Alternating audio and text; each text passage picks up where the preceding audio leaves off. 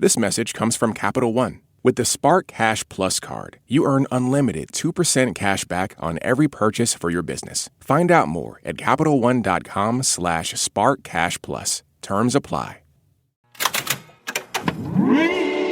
Hello, hello. I'm Brittany Luce, and you're listening to It's Been a Minute from NPR, a show about what's going on in culture and why it doesn't happen by accident.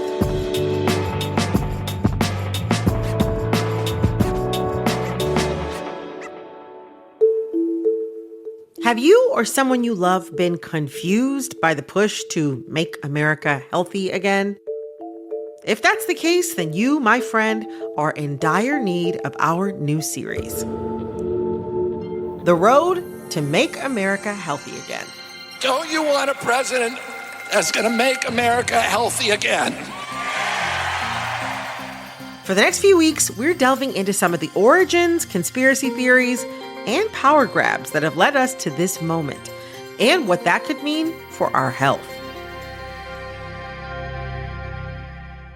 You ever seen anything like this before? Nope. Mm-hmm. Well, that just goes to show you how old I am. This looks like measles. The Pit on Max is one of the breakout shows of the year, putting a magnifying glass on our complicated healthcare system. But its penultimate episode, which features an unvaccinated child with measles, hits closer to home as our country battles an ongoing measles outbreak. Measles is probably the most contagious infectious disease known to mankind. It's really kind of like the canary in the coal mine in terms of pointing out where the holes in the public health system is. That's NPR senior science and health editor Aria Godoy.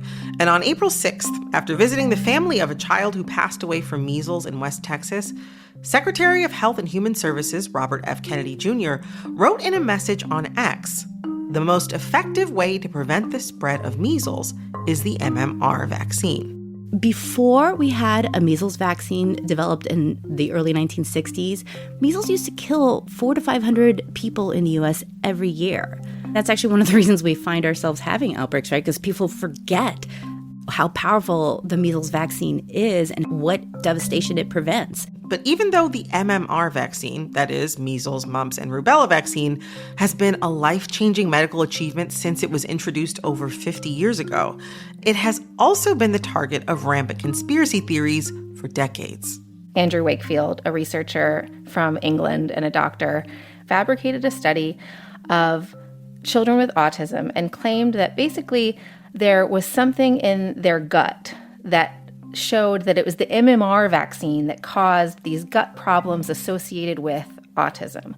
That's NBC News senior reporter Brandy Zadrozny. And while this theory has been debunked, it's been the lightning rod for anti-vax groups since its inception. And one of the most prominent voices in this movement against vaccines was RFK Jr. himself. He became known as this environmental lawyer, giving these talks about mercury in the fish. A woman came up to him and said, "You're so concerned about mercury in the fish. What about mercury in vaccines?" And he believed it. He went on to join the World Mercury Project, later renamed Children's Health Defense, a nonprofit that has become a prominent voice in the anti-vaccine movement.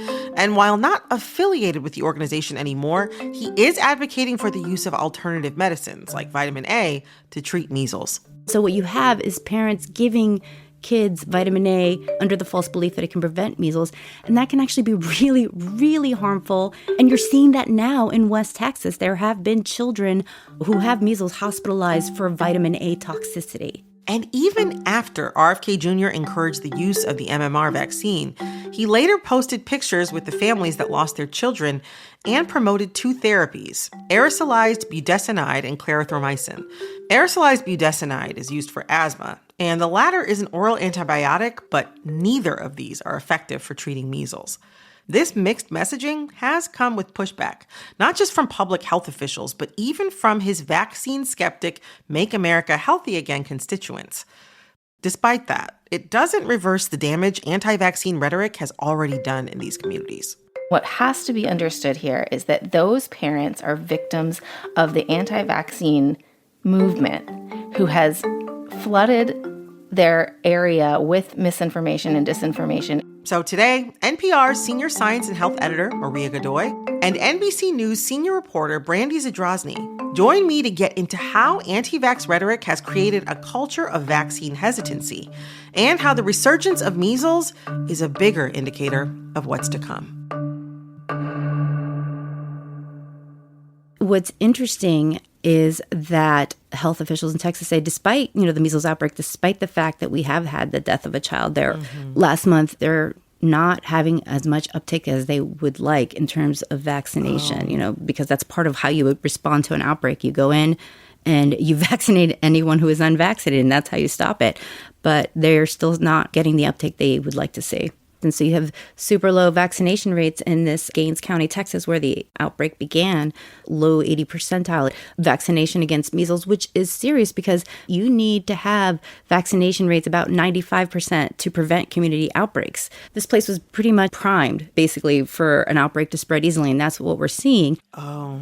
I talked to some public officials on the ground there, and they told me that they were pivoting to a harm reduction communication strategy because the come get the vaccine, this thing is spreading, wasn't working. Wow. And so instead they were like, you should, like COVID, stay home to stop the spread. So they were urging people just to stay home because their calls for vaccination just weren't being met. I was so heartbroken when I first learned about the child who died from measles in West Texas.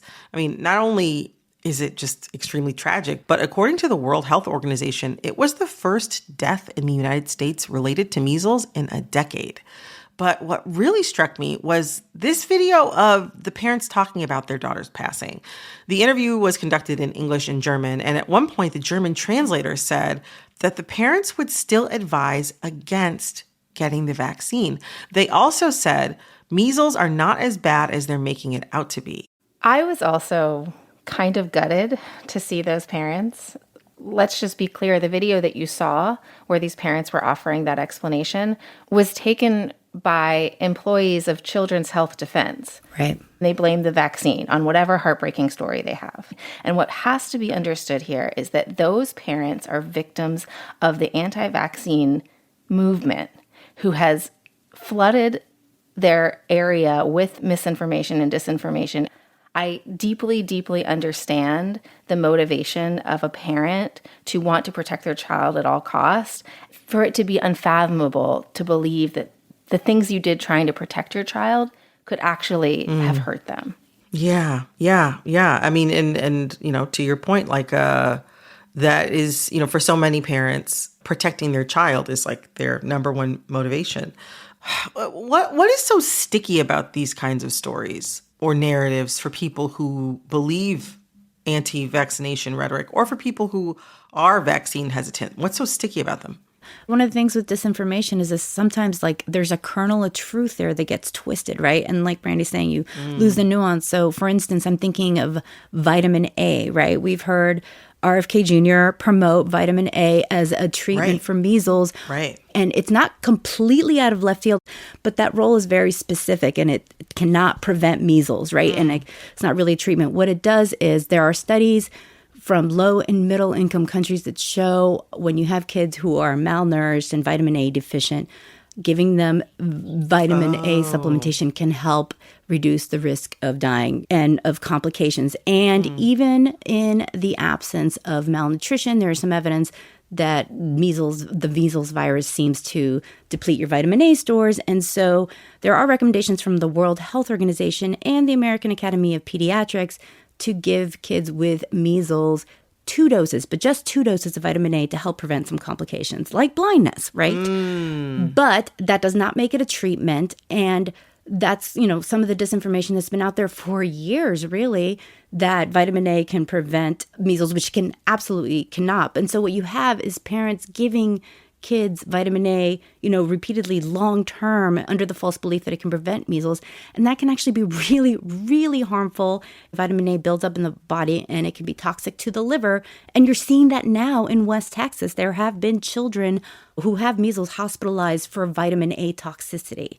I also read that after their daughter passed away, their 4 other children also got measles, but were treated by a local alternative medicine doctor. Who is this doctor, and what kinds of remedies did he recommend? So Ben Edwards is a local alternative medicine doctor, and he came with cod liver oil supplements, which he also sells on his website, of course. And then he set up shop in a local health clinic warehouse, and, scores and scores of children, sick children, seemingly, according to him and others in the community, came to him to get this regimen. Also included, I think, was budesonide, which is like an inhaler usually for asthmatics. There's no research that says that it is good for measles. Correct. This is just the latest in a number of quack cures sold by what is really an anti-vaccine industry, right? To, solve their kids' problems. So right now it's vitamin A toxicity. Next week it will be God knows. That's actually been around for a while, though. It was that rumor, that the vitamin A idea that it could prevent measles. Yeah. Gosh. Kennedy went to Samoa in 2019 and suggested to the prime minister that they stop a mass vaccination campaign and instead just give everybody vitamin A. Unfortunately, it left some 80-something children dead in its wake, thousands others sickened, and was a terrible tragedy there. Wow. Coming up. He has said during his confirmation hearing that he will preserve access to vaccines, but they're concerned because they know he's challenged it. They know his sister with challenging measles vaccine and other, routine childhood vaccinations. How RFK Jr.'s inconsistencies are motivating worried parents.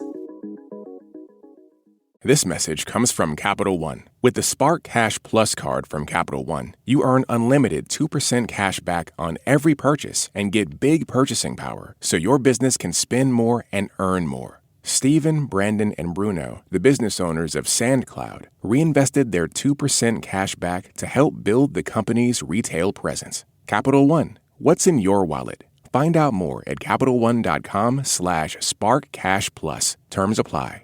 This message comes from Amazon.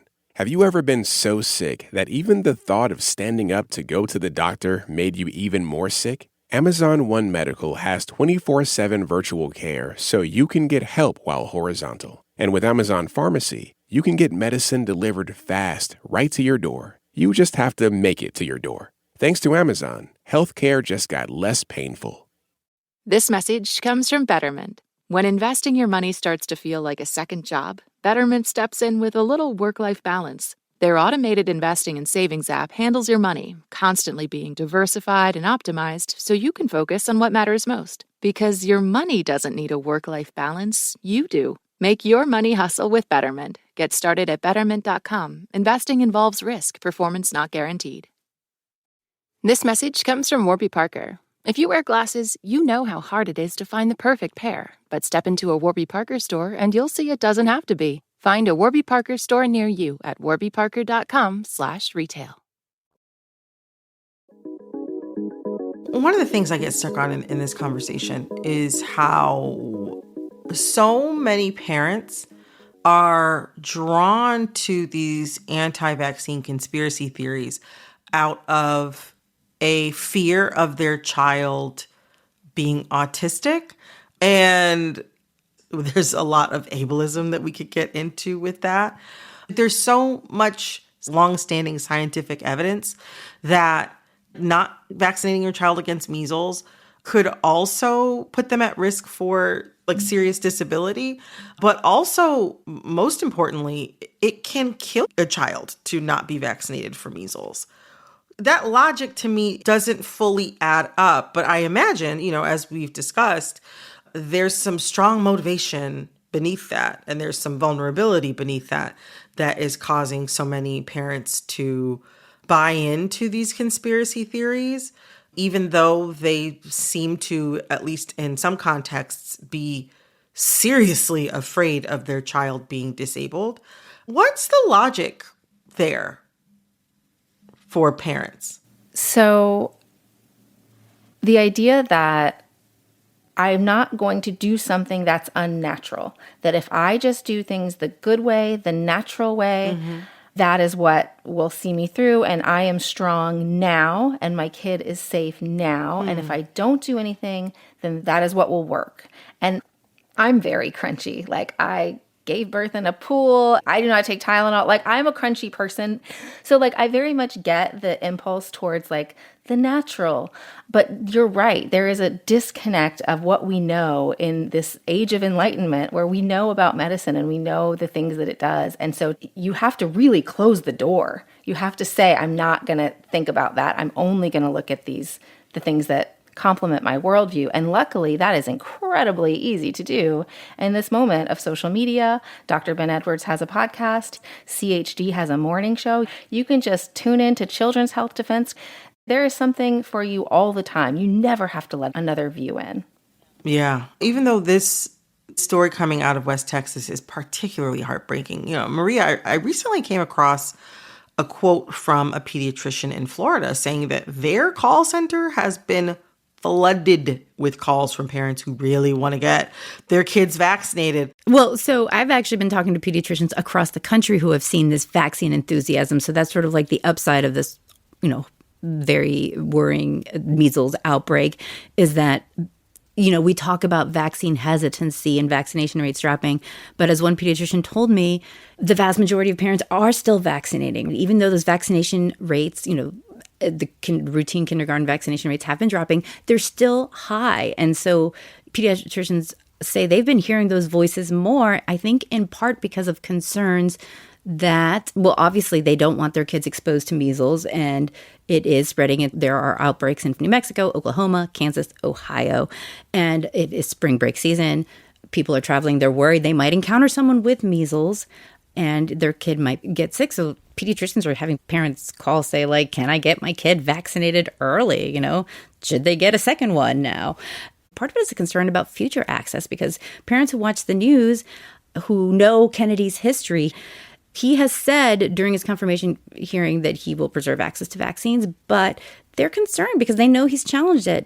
They know his history with measles and challenging measles vaccine and other, routine childhood vaccinations. And not only that, but he's also been involved in legal challenges to things like the HPV vaccine, which prevents, cervical cancer. I've talked to pediatricians who said they've had parents coming in asking, can my kid get that one early? Because they're worried that maybe in the future there might not be as much access. So I think you're seeing vaccine enthusiasm as well as vaccine hesitancy. In terms of how short our memory is, like in the late 80s, early 90s, there was a measles outbreak. Huge. It killed children. And what happened from that was the federal government said, whoa, we have to make sure that we provide free vaccines to every child. And so they created this federal program called the Vaccines for Children program. It's wildly successful. And so we talk a lot about like the parents who don't want to get their children vaccinated, but we probably don't talk enough about the parents who don't have access to vaccinations. And that might be because they have to work. It might be because they live in rural areas. It might be because they're experiencing homelessness. There are a wide group of people that we can reach and that want vaccines, and they are supported by this federal program that is supported by health departments, local and state health departments, which have just been gutted $11.4 billion and with major cuts to this program. Right. Exactly. A judge just granted an emergency stay to that gutting. Maria, it's such a good point that like we have to focus on the people who want vaccines and make sure that they can get them. Because if we have all of them, we could probably reach that 95% herd immunity. Right. It's not always about vaccine hesitancy. Sometimes it's just vaccine access. And one thing we should note is that NIH has cut grants to people who are researching these issues, like what is preventing vaccine uptake and how do we boost it, studying vaccine hesitancy, vaccine access, vaccine acceptance. It might be harder to see how these trends are changing in the future when you don't have the money to fund the research to figure that out. I got one last question. What is the end goal for anti-vaxxers? I don't know. I guess I'm trying to understand like what success would look like for them. I don't know. I call this the that's what you get phase of this tale of misinformation and misinformation reporting. Like for so long, we sounded the alarm and said, these lies are really spreading super fast. This community is really like widening and getting people, and COVID really supercharged all that, and alarm. And now it's like, well, Kennedy's in charge now. If he does what he said he was going to do, which is to dismantle CDC and NIH and only study the chronic conditions that he thinks and has said for a decade are caused by vaccines, then it seems like he's going to find the answer that he wanted. And I think that because he's now installed an anti-vaccine researcher to look over the safety data on vaccines. Yeah, the link between vaccines and autism that does not exist and has been repeatedly debunked. Yes. Yeah, that one. I've talked to infectious disease modelers about this. And yeah, if the trends that we've been seeing, over the last several years in terms of falling vaccination rates continue, we could be seeing measles outbreaks not that far out into the future. And in fact, what we're seeing play out now is what people have been warning will happen, for years. Like right now, you have high vaccination rates in most of the country, but you have these pockets of vulnerability that allow outbreaks to take hold, like we're seeing in West Texas, we're seeing in Oklahoma. But yeah, the more people buy into false messaging, the more vulnerable we all become. The more we could see the days, again, where you have dozens, hundreds of deaths.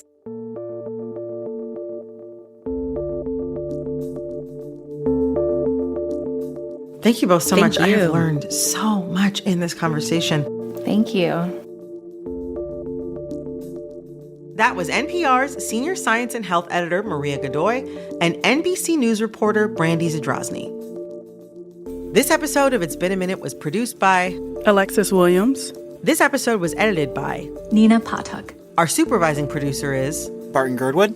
Our executive producer is Verilyn Williams. Our VP of programming is Yolanda Sanguini. All right, that's all for this episode of It's Been a Minute from NPR. I'm Brittany Luce. Talk soon.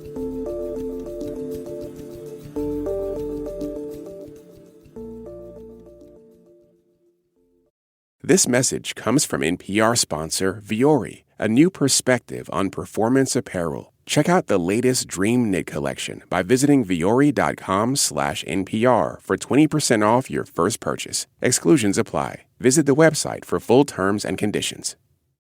This message comes from Sony Pictures Classics, presenting On Swift Horses, starring Daisy Edgar Jones, Jacob Elordi, Will Poulter, Diego Calva, and Sasha Calle. Sparked by the arrival of her husband's brother, Muriel embarks on a secret life, discovering a love she never thought possible. Only in theaters April 25th.